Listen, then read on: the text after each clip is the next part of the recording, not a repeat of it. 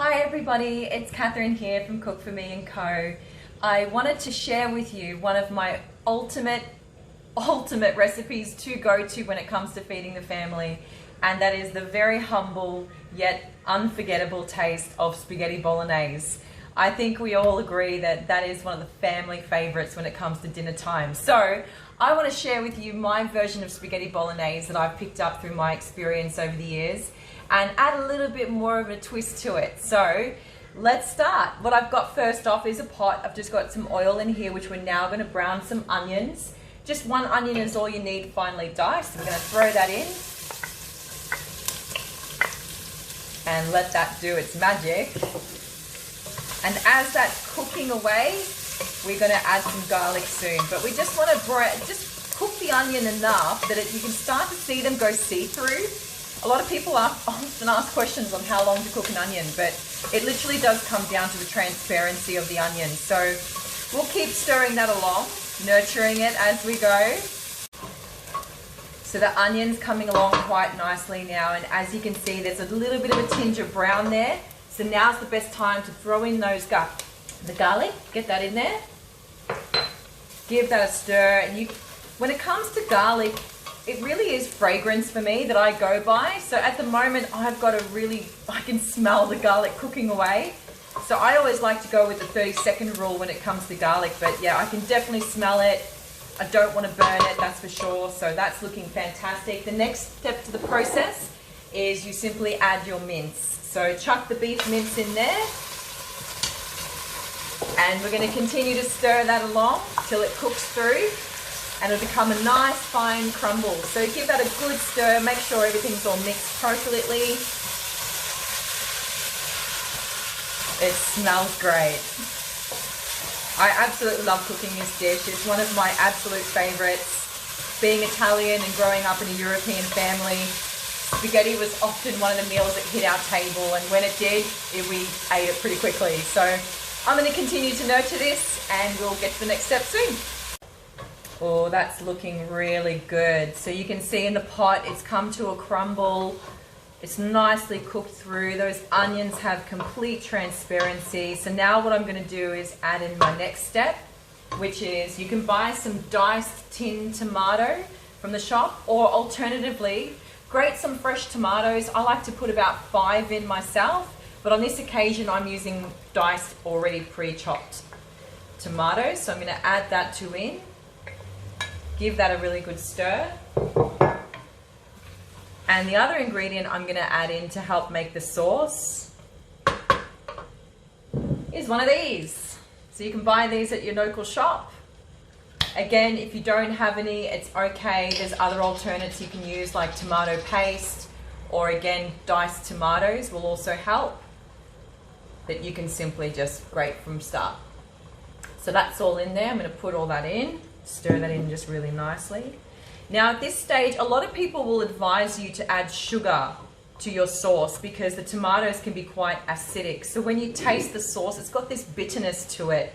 May I advise you, you don't need to add sugar. The best thing you could possibly add to your sauce right now at this step is fresh basil. Basil's got this beautiful sweetness to it. It's going to take away that bitter flavor and you won't have that acidic-y taste that you normally get. So I'm quite generous with my basil, as you can see. This is my homegrown basil, but I do enjoy my basil when it comes to my sauces. So the reason why you want to throw that in now is the sauce isn't too hot just yet. If you tend to throw the basil in afterwards, it tends to go black and it doesn't look very nice. But you can see that's now being stirred in and it's kept its green color, which is what we want. Now we're just going to put some seasoning in this as well, just a little bit of salt, good pinch of salt. Again, always taste your food, always taste it as you're cooking it to your desires, making sure that the salt levels are good. Give that a good mix, and that's looking quite nice. Now I'm going to keep stirring this and nurturing it for the next 10 minutes, and from there we're going to add in some other ingredients. So this has nicely just been simmering away now for the last 10 minutes and everything's been mixed. I've got the temperature down low. There's no big bubbles coming through from what you can see on the surface. And now what we're going to add is some fresh eggs. So we're going to crack these into the sauce. Don't worry, we're not going to stir it. Don't stir it once you've cracked the eggs in, because the minute you do that, the eggs are going to turn into mush, and we don't want that. We want a whole egg effect. So we're simply just going to put them in the sauce, drop them in really gently, just like that. So you can see it's still sitting on the surface. This is really important part. Don't stir. Put it down really low because we don't want to burn the sauce. And we're just going to let those eggs just nicely sit on the surface, just like that. Cracking skills comes in handy here, just to let you know you don't want to put shell in your sauce, but don't worry, I'm sure you'll find it. There we go, just nicely on the surface. And one more. I like to have 1 egg per person, depending on how many people are eating the meal, but you know, it's really your discretion. The egg really does add this beautiful creamy texture to the sauce. It's just amazing. So you may be sitting here wondering, why would I want to do that? Trust me, give it a go. If worst comes to worst, you can scoop the egg out and throw them in the bin. But I highly recommend you try this one. So I'm going to let this sit now for the next 10 minutes. I'm not going to stir it. I'm just going to keep an eye on things. We'll give the eggs a bit of a flip in about 10 minutes or so to see how they're cooking.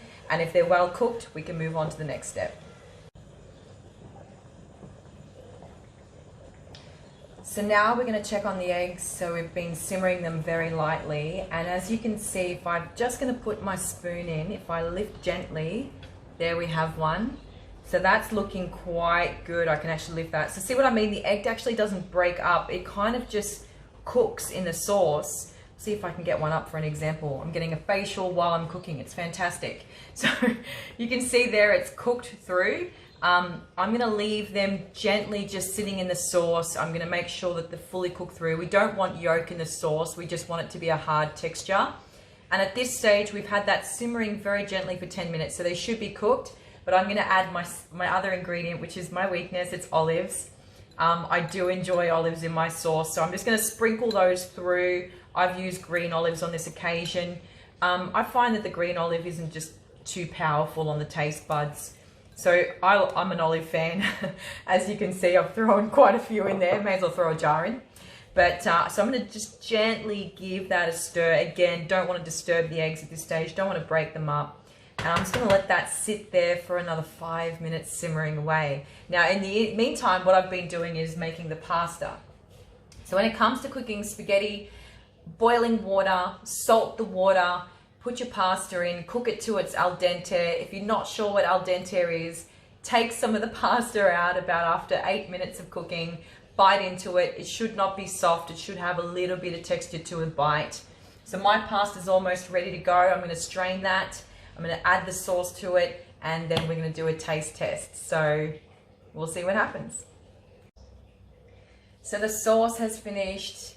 It smells delicious. I've now served it up with my spaghetti, and hence we have the end result. So you've got that beautiful egg. You've got the olives there as well. The sauce just looks absolutely divine. So you know what comes next, guys. My favorite part of cooking. I'm not gonna lie. There's never a clean way to eat pasta. There really isn't. So let's try it, shall we? It's gonna be messy. Oh.